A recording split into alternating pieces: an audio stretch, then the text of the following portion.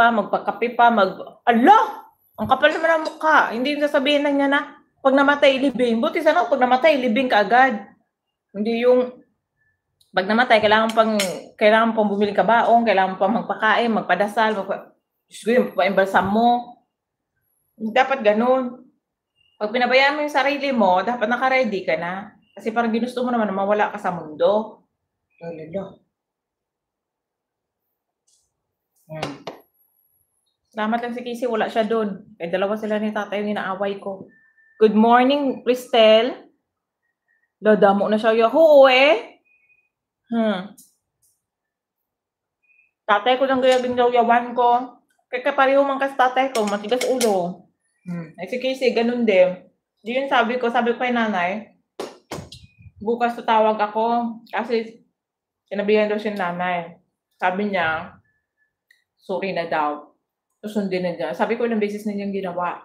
Kaya bukas, magdadaldal ako sa kanya na kung gusto niya na mawala sa mundo, pagandaan na niya. Tanungin ko siya kung yung allowance ba niya, gusto niyang ipanghulog na lang namin sa St. Peter. Ganun din naman ang papunta. Nanay Baladira, bagong yaw-yaw. Madunlan ka gani. Hindi ko yung madunlan ang palo.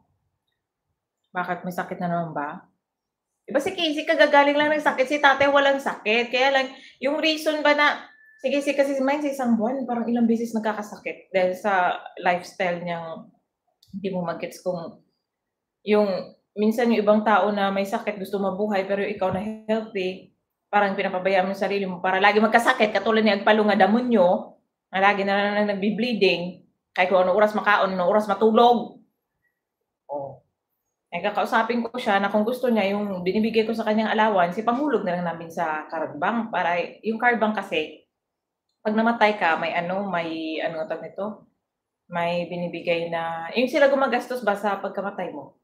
Ganun. Tanungin ko na lang siya. Total parang gusto man niyang mamatay ka agad.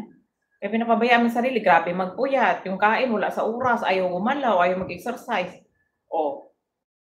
Kaysa naman ako yung mas stress.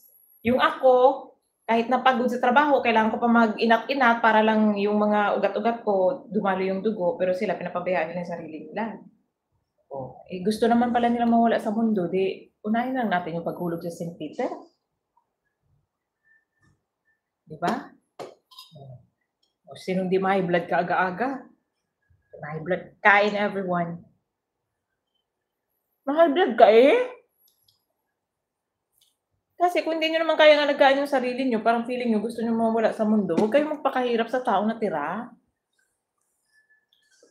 Kasi buti kayo na wala. Aba, wala nang bayarin, wala nang problema, walang alalahanin, walang stress, lahat. Yung naiwan, kamusta?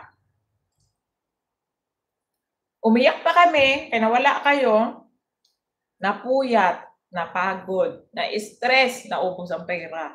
Agoy. Tapos tayo nahiga lang, tulog, wala na, alalahanin. Aba, hindi naman pwede yung ganun. Kaya sabi inaano siya ni nanay kanina, na maghulog na siya sa card bank.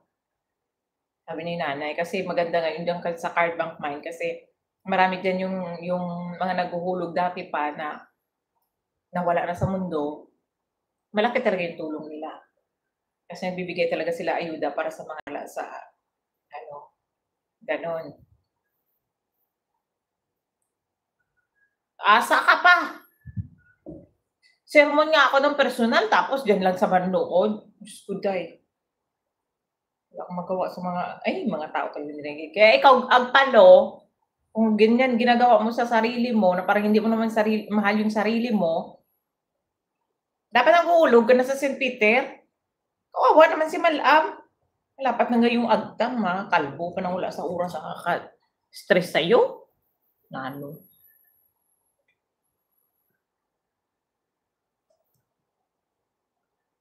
Nasa siya Agpalo, naglayas na lagi?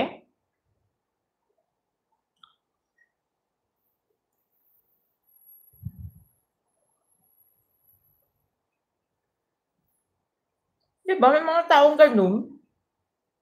Kabaya sa sarili. Parang feeling meron na ipon sa St. Peter para pag natigok, may na.